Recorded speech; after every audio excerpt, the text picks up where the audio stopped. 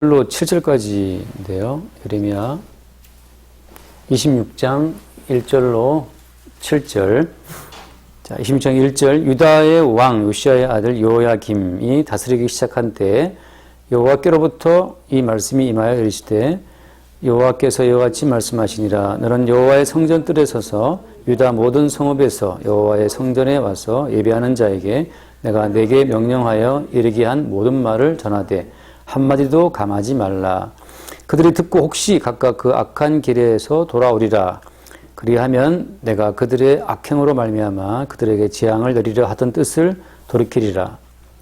너는 그들에게 이와 같이 이르라. 여호와의 말씀에 너희가 나를 순종하지 아니하며 내가 너희 앞에 둔 내 율법을 행하지 아니하며 내가 너희에게 나의 종 선지자들을 꾸준히 보내 그들의 말을 순종하라고 하였으나 너희는 순종하지 아니하였느니라. 내가 이 성전을 실로같이 되게 하고 이 성을 세계 모든 민족의 저주거리가 되게 하리라 하셨느니라.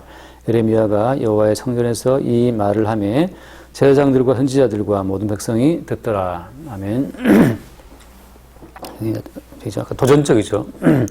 성전에 와서 예배하러 모인 사람들 앞에서 예레미야가 전한 그 모든 말이 굉장히 어떤 듣는 사람들을 불편하게 만듭니다. 왜냐하면 그 7절 말씀처럼 예레미야가 여호와의 성전에서 이 말을 하매 어떤 말입니까? 6절에 보면 내가 이 성전을 실로같이 되게 하고 이 성을 세계 모든 민족의 저주거리가 되게 하리라. 그러니까 실로처럼 성전은 다 깨부셔 버리고 그리고 예루살렘 성이라고 하는 것은 세계 모든 민족의 저주거리가 되게 한다. 이 말 자체가 듣는 사람들이 듣기에 뭐 기분 좋았겠어요. 근데 그 성전에 와서 예배하면서 예루살렘 성이 잘 되기를 기도하는 그들 앞에 대놓고 그냥 창문을 끼얹는 거죠. 하나님께서 말씀하셨는데 이 성을 세계 누가 봐도 저주거리가 되게 한다. 이게 지금 예레미야가 말을 하고 있는 겁니다. 그래서 이 말을 하매 제사장들과 선지자들과 모든 백성이 듣더라라고 되어 있잖아요. 선지자는 왜 이런 말을 참 심술궂은 거 아닙니까? 이런 말을 왜 합니까? 참 딱하죠. 백성들이 듣고 싶어하는 말 알잖아요. 형통하리라, 잘 될 것이다, 복 받을 것이다. 이제 곧 새해인데 새해 복 많이 받으세요. 뭐 다 좋은 말이잖아요. 근데 새해 저주 받으세요. 이건 안 좋아한다고. 근데 여호와께 말씀이 임했어요. 임해서 예레미야 가서 네가 이렇게 얘기해. 어떻게 말하라 했습니까? 한마디도 감하지 마라. 이러니까 더 죽겠는 거죠. 예레미야는 좀 말한 다음에 좀 심하게 말할 수 좀 다독거려주고 싶은데 한마디도 감하지 말라. 그대로 말하라. 그대로 말한 결론이 뭡니까? 이 성전은 망하고 이 성도 망한다. 그 말을 하라고 하는 거죠. 그래서 선지자의 이 모든 말을 듣고 우리는 뭘 생각해야 되는 겁니까?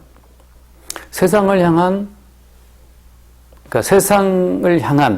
또 인간들을 향한 하나님의 확실한 작정을 우리가 그걸 좀 이렇게 수용해야 돼요. 하나님이 이미 이 모든 세상을 멸망시키시려고 파괴하시기로 이미 작정하셨어요. 그리고 이 모든 세상을 멸망시킨다라고 하는 그 샘플이죠, 샘플. 그 본보기로 누굴 세운 겁니까? 그 본보기로 세워진 것이 이스라엘 민족이에요. 이스라엘 민족은 망하고 죽고 난 이후에 새롭게 삐지고 올라오는 여기 이스라엘입니다. 그러니까 일단은 우리는 뭘 생각해요? 일단은 하나님의 확실한 작정은 우리의 저주, 우리의 멸망이라고 하는 것을 누가 봐도 저 사람은 참 안 됐다. 그런 어떤 저주거리. 그것을 우리가 우리 자신을 이렇게 좀 수용할 필요가 있다고 하는 거죠. 그러니까 매일매일 선지자의 말에 들려와야 돼요. 한마디도 감하지 않는 선지자의 말은 뭡니까? 너는 온 동네의 저주거리. 너는 온 나라의 저주거리. 아무튼 온 나라 모든 사람 앞에서 확실한 저주거리가 된다고 하는 그 자체가 내 운명이라고 하는 것을 여러분 받아들일 때 아침마다 말이죠. 오늘 또 무슨 저주를 받을까? 이런 마음 먹고 나와요. 오늘 또 누가 나를 째려볼까? 누가 나를 무시할까? 누가 계약서 쓸라다 또 그냥 집에 가버릴까? 이런 생각을 하고 나와야 된다는 거죠. 누가 내 걸 뺏어갈까? 오늘 또 말이죠. 오늘 또. 그런 것이 우리가 마땅하죠. 그 마땅한 죽음을 깔고 나왔는데 웬일인지 누가 뭐 TV를 사주겠다, 누가 뭐 계약서를 주겠다, 그럼 그 모든 것이 그 순간에 모든 것이 은혜가 되는 거지만 나는 마땅히 TV를 받아 마땅하고 나는 마땅히 상품 받아 나는 뭐 로또 사면 돼야 마땅하고 뭐 이렇게 자기를 평가하고 있으면 마귀에게 속고 있는 대표적인 케이스가 자기 환상이에요. 하나님 앞에 내가 가치가 있다, 의미 있다. 그 자체가 십자가에 죽으신 예수 앞에서 그게 자기를 속이는 행동이에요. 하나님은 온 세계를 십자가에 달리신 예수님을 딱 기준 세워놓고 세상을 쭉 보는 겁니다. 이렇게. 그 말은 무슨 말이에요?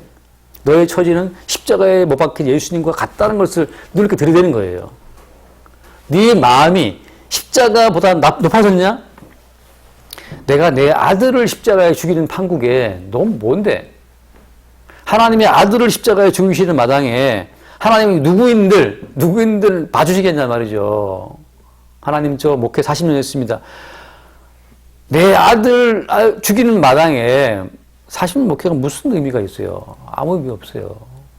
모든 기준을, 삶의 기준을 십자가에 죽으신 예수 그리스도 앞에 딱 세워놓고 그걸 기준으로 해서 나를 봐야 되는데 예수님은 뻘거벗고 있지 않습니까? 나는 웬일인지 오르다 파카를 입고 있어. 이게 너무 황송한 거죠. 이게 말도 안 되는 거예요, 지금. 벌거벗기운 채 달리신 십자가 예수 앞에서 내가 지금 걸치고 있는 자체가 이게 하나님 보시기에 말도 안 되는 혜택을 입고 있는 겁니다. 요 동네 제가 항상 가다 보면 여기 왜 좀 이상하신 분 있잖아요. 여자분인데 안경 끼시고 단발머리하고 트레이닝 입고 날 막 떨고 있는 분 있어요. 파카도 없어 떨고 있어요. 신발은 그 뭡니까 여름에 샌들 말고 그 뻐뻐먹 뚫린 거 뭐라 하지 그걸 뭐라 그러지? 샌들도 아니고 있지 않습니까? 막 팔스 비슷한 신발이 있어요. 막 뭐래 그런 걸 신고 떨고 와 있어요. 그 안경 낀 아줌마 회색 트레이닝 입고 본 적 있을 거예요. 그분을 저는 볼 때 예수님 생각이 나요. 그 집에 안신 신발 있으면 운동화 애들 신발 있으면 갖다 드려야겠다 생각하고 있는데 또 뭐가 좋습니다. 그분이 예전에 다른 교회 목사님 한번 그걸 도와준다고 도와주다가 한번 당한 적이 있어갖고 이제 또 미투가 또 지금 유행이기 때문에 또 조심스러워요. 그 괜히 또 오해 살까 싶어서. 근데 그렇게 벗고 있는 이 한 겨울에 외투 하나 없이 그냥 티셔츠 하나 입고 추리닝도 이렇게 깡총 짧은 추리닝 입고 여름 샌들 같은 거 신고서 떨고 있는 그 아줌마를 볼 때마다 이런 생각이 나요. 예수님 생각이. 지금 우리는 너무 많이 입고 있잖아요. 많이 입고 있고.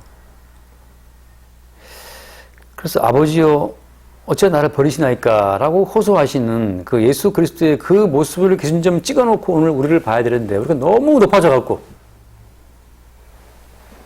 누가 나한테 돈을 안 주나, 나한테 누가 뭐 상품을 안 주나, 뭐 TV를 안 주나, 렌즈를 안 주나, 뭐 이렇게 들어보고 있으니까, 그러니까 늘 마음이 이게 2% 부족한 거야, 이게. 불만에 차 있어요. 근데 주님께서는 예배를 통해 말씀하시기를, 한마디도 감하지 말라.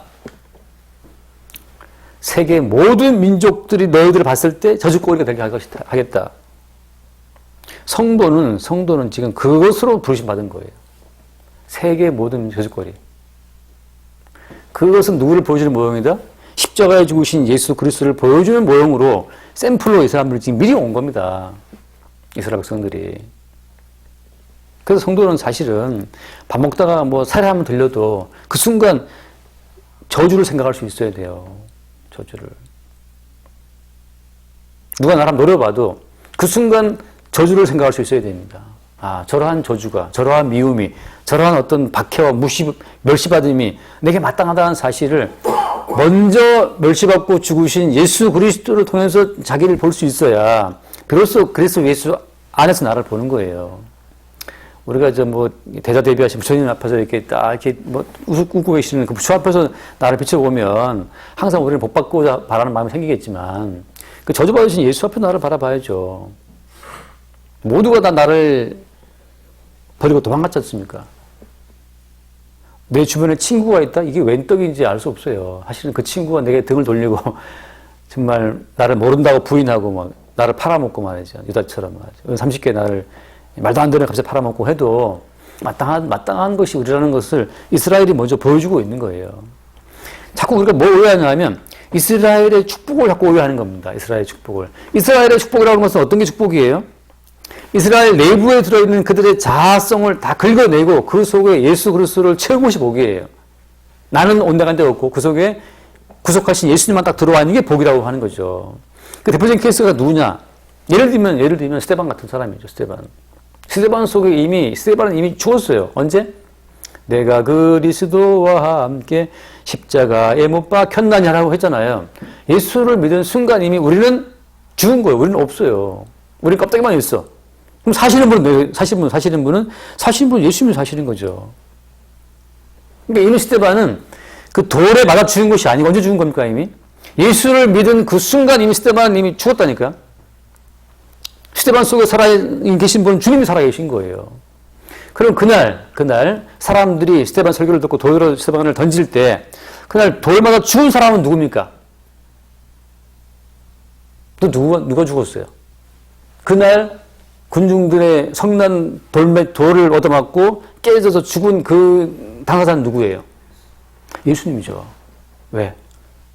스데반은 이미 그 전에 예수 그리스도를 믿었을 때 이미 십자가에 죽으신 예수와 함께 이미 죽어버렸기 때문에 스데반은 없어요. 스데반은 이미 그때 죽은 거예요. 언제? 예수와 함께 십자가에 죽은 거예요. 지금 내가 사는 것은 날 대신하여 십자가에 죽으시 부활하신 그래서 예수가 사시는 거기 때문에 지금 우리의 삶은 예수가 사시는 거예요. 어린 소자 하나에게 물 한 그릇 준다 말씀하시잖아요. 그건 누구한테 준 겁니까, 그게? 예수에 준 거죠. 그래서 주님 말씀하시기를 내가 줄일 때 네가 먹을 걸 주었다라고 하잖아요. 오늘 밥 먹을 때 서로들 밥 산 사람이 근데 채집사 속에 들어있는 채집사를 보고 사준 거면 이건 사람으로 사준 건데 지금 우리가 다 이제 뭐 재밌게 밥 먹고 했지만 중요한 건 뭡니까? 이게 지금 저 사람 속에 들어있는 예수님을 향한 거라고 생각하는 그 순간에 주께서 그걸 바라볼 때 사람을 본 것이 아니고 주를 봤다고 하는 것으로 이게 그 순간 이게 뭡니까? 이게 시선의 전환이 이루어지는 거예요. 나라고 하는 자아는 이미 죽은 겁니다. 내가 아는 우리 자아는 허상이에요, 허상.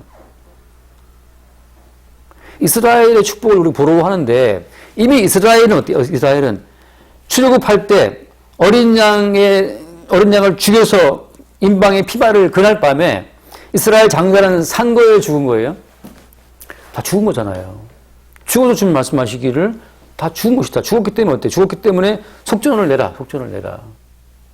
그리고 말씀하시기를 이스라엘 장자 내 것이다 라고 하잖아요. 내 것이다. 왜? 이스라엘이 알고 있던 장자는 이미 다 죽어버렸어요. 죽어버렸고 지금 움직이는 그 장자는 누구 거라고? 여호와 거라고 주님이 그건 내 거라고 말씀하시잖아요. 장자 숫자가 모자라는 것은 양으로 계속하라. 결국은 이스라엘은 애초부터 저 장자가 내 아들이라고 주장을 아무도 못해요. 그 말은 뭐냐? 다 하나님 거니까. 지금 자꾸 이스라엘 보고 주님께서 저주를 퍼부은 이유는 뭐 때문에 그러는 겁니까? 이스라엘이라는 껍질 속에 들어있는 그 허상의 이스라엘을 지금 계속 예레미야가 지금 뚜드러 패고 있는 거예요. 끝없이 그들이 허상을 붙잡고 허상의 이스라엘을 구축하고 있으니까 바벨론을 본따서 애굽을 본따가지고 나라를 부강하게 만들고 그 자꾸 허상을 세우고 있으니까 이번에 뭐 얼마 돈을 벌고 다음 주식해갖고 몇 천만을 벌고 허상을 품고 있으니까 예레미야 하는 말이 저주가 되게 한다 말씀하시는 겁니다. 언제까지? 내 속에 사시는 분이 주님이라는 사실을 알 때까지.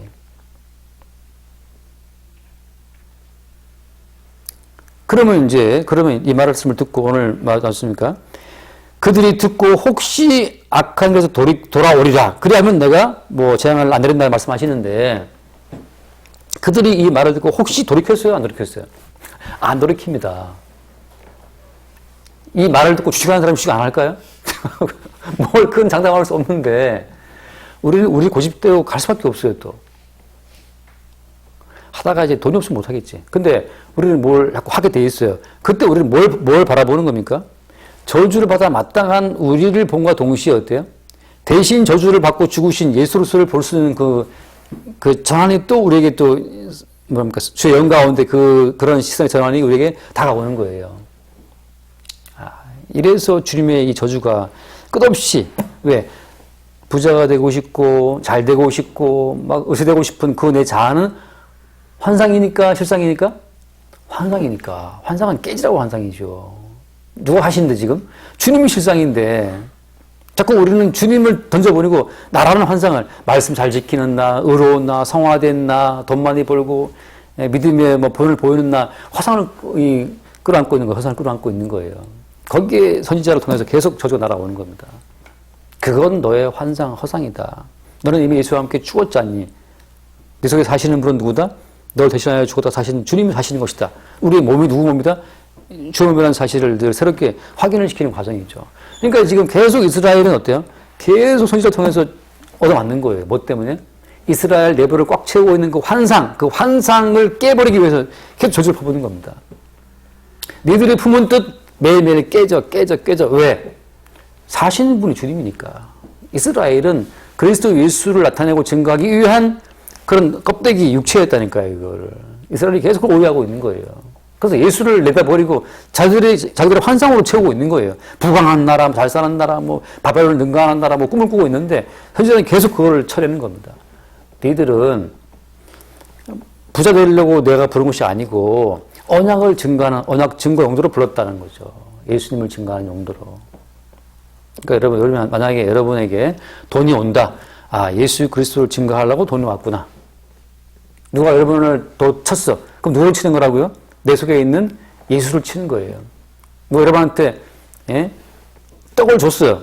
누가 준 겁니까? 여러분 속에 있는 주님을 향해서 그 떡을 준 거예요. 그렇게 나는 사라지고 내 속에 계신 주님이 항상 내 속에 드러날 때 그때 선지자의 모든 예언이 성취가 되는 거예요.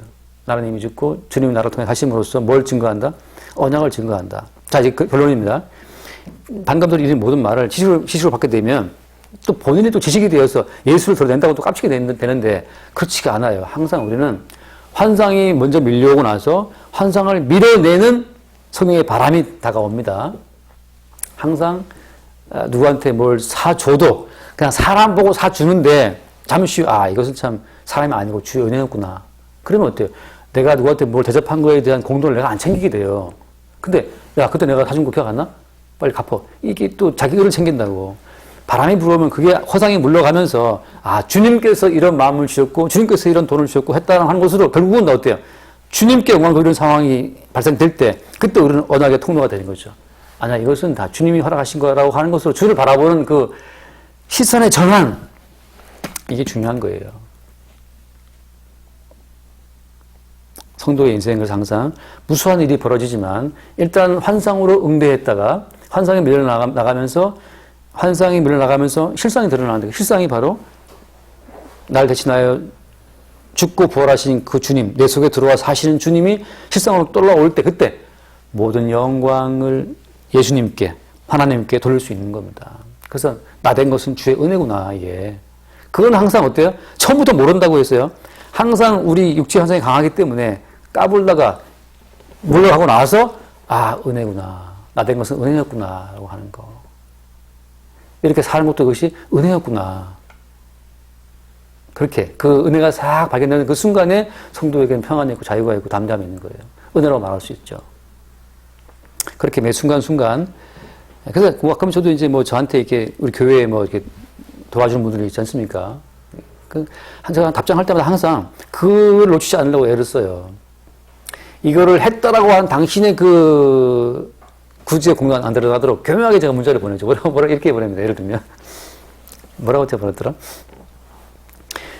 권사님을 통해서 이런 은혜를 베풀어 주신 주님의 그 사랑을 바라보고 그 주님께 감사하고 영광 돌린다라고 이제 당신을 통해서 이런 은혜를 베풀어 주신 주를 바라보고 영광 돌린다는 식으로 이렇게 말을 하죠. 결국 주체를 항상 이렇게 돌려버리는 이제 그런 나름 시도를 하죠. 다 알아들으면 감사한 일이지만 그래서 항상 우리의 삶 자체가 내가 아니라 주님이라는 그 사실이 안개처럼 자욱한 내가 항상 밀려가고 주님이었다는 사실이 드러날 때 그때 우리는 내 자신이 부인되면서 주님만 증거하는 언약의 도구로 우리가 쓰임받는 과정이 되는 거예요. 그러면 더 이상 내 것으로 내가 바꿀 것이 없어요.